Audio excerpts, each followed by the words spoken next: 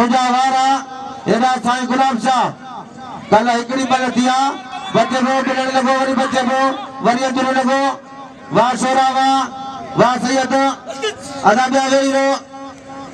मुकाबलो जारी आ वरी तो बिना दिया पंजाब जो भी बलोचिस्तान जो भी आई नारा तो मल ना आए वणी हथ मथे कर मा बे के मल सा वड़ा रुको हलणी दो रिखाणी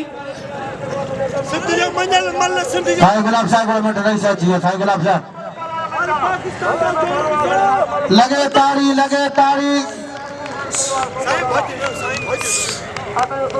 हां यार अतने कर बाबा आने यार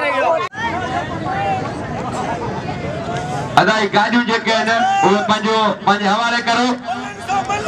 आप पहलवान सैयद मल्लरी देई बे नंबरिया भला पहलवान बाबा सैयद वाला पहलवान वाला जो करे शोरो बाबा काबू जातो पहलवान सदा दो कदर के बाबा काबू सैयद बरियो सैयद काबू सैयद हां काबू ये जो शोरो बल्ले अपन कलम तो मारायो हां आज भी धौरे में प्यारे अपन पहलवान बाबा काबू जातो बाबा रईस बेटो महबूब खान सेवाल मुझे बदी जी दिल कसम खुदा जो बाबा हां काबू बाबा सख्त बताओ मलकद रईस बेटे मलकद बाबा तू भी जो मुझे अपना मारो मलकद न बोले शोर न मारो अगर ये मलकद भरपूर ताली लगायो मलकद सेक्रेटरी वेठो है मलकद हिकड़ो माण्हू बाबा चई वञे तो वञी ना मट साईं जो घर आहे हिकड़ो माण्हू चई वञे दादा कर उखरी मेरी छडण ससर अटक दाथीन विचारी के काबू थी जा है शारी के हट सैयद हिकड़ो ना लगे मता इते ना पहुंचे थे आ सैयद वेरो पिछड़ वेरो पहलवान इजाजत मेरा जी अमीर लाचारी हेलो पहलवान आ काबू हरियते ठड़ा आ सैयद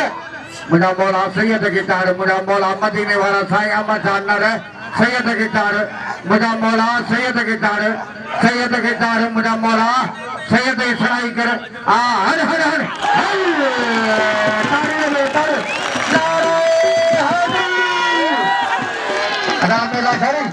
हर लाचारी तो हेलो पहलवान है असांजे कटोदार जिले तमाम सीनियर पहलवान है मुझे दिल जलाएण वाला कन खोले पुट जा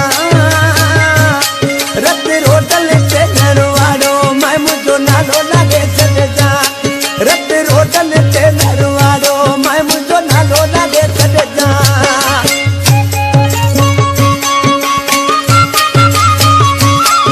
पाए जो कदर कयो इनाम जो एजाज के बाबा वाह जो वारो थियो बारे खान शोरा तुझा जाखा भया ए मुस्तफा दे ए फिदा दे बिल 500 अपन बोली से ले आरो पर शायद होने या शागिर्दन आ साईं और तुझे पासे आ साईं सुनो सैयद अच मुराद पर दोस्त की पंजाबी मुकाबलो कंदा हियो जैसी नाम वठी दे जैसी मुकाबलो करया आ साईं गुलाम शाह साईं और तुझे पासे अपन खिदमत का वाह आ साईं होशियार आ